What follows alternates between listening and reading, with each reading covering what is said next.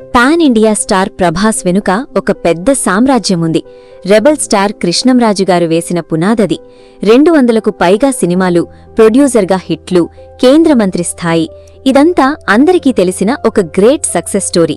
కాని ఆ నవ్వుల వెనుక, ఆ గాంభీర్యం వెనుక ఎవరికీ తెలియని ఒక పెద్ద విషాదం దాగి ఉంది. అదేంటో తెలిస్తే మీరు ఖచ్చితంగా షాకవుతారు. ప్రభాస్కు ఒక అన్నయ్య ఉండాల్సినవాడు. అవును, రెబెల్ స్టార్ మొదటి వారసుడు ఈ ప్రపంచంలోకి అడుగుపెట్టకముందే ప్రాణాలు కోల్పోయాడు. అసలా రోజు ఏం జరిగిందో తెలుసా? కృష్ణంరాజుగారి జీవితం గురించి చాలా మందికి తెలియని ఒక నిజం. ఆయనకు 2 భార్యలు. మొదటి భార్య ఒక ఘోరమైన రోడ్డు ప్రమాదంలో చనిపోయారు. ఆ షాక్ నుంచి ఆయన కోలుకోకముందే మరో దారుణం జరిగింది. డెలివరీ టైంలో డాక్టర్ చేసిన ఒకే ఒక్క చిన్న మిస్టేక్ వల్ల వాళ్లకు పుట్టబోయే బిడ్డ ప్రాణాలు విడిచాడు. భార్య, బిడ్డ ఇద్దర్నీ ఒకేసారి కోల్పోయి ఆయన ఎంత నరకమనుభవించారో ఊహించడం కూడా కష్టమే. ఆ తరువాత ఆయన జీవితం ఎలాంటి ఊహించని మలుపు తిరిగిందో వింటే మీ కళ్లల్లో నీళ్లు తిరుగుతాయి. మొదటి భార్య మరణం తర్వాత కృష్ణంరాజుగారు పూర్తిగా డిప్రెషన్లోకి వెళ్లిపోయారు. అసలు రెండో పెళ్లి చేసుకునే ఆలోచనే ఆయనకు లేదు.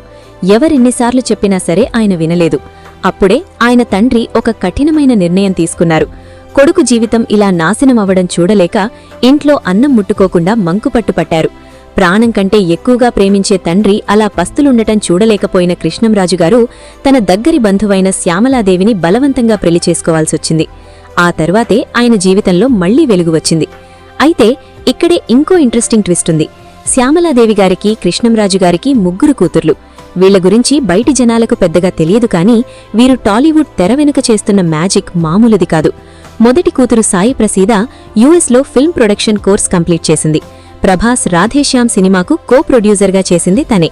ఇక రెండో కూతురు సాయి ప్రకీర్తి ఒక ఆర్కిటెక్ట్. ఏకంగా కల్కి 2898 ఏడీ లాంటి విజువల్ వండర్ సినిమాకు తను ఇంటర్న్షిప్ చేసింది. మూడో కూతురు ప్రదీప్తి సైకాలజీ చదివి ఇప్పుడు సైకాలజీ డాక్టర్గా రాణిస్తోంది.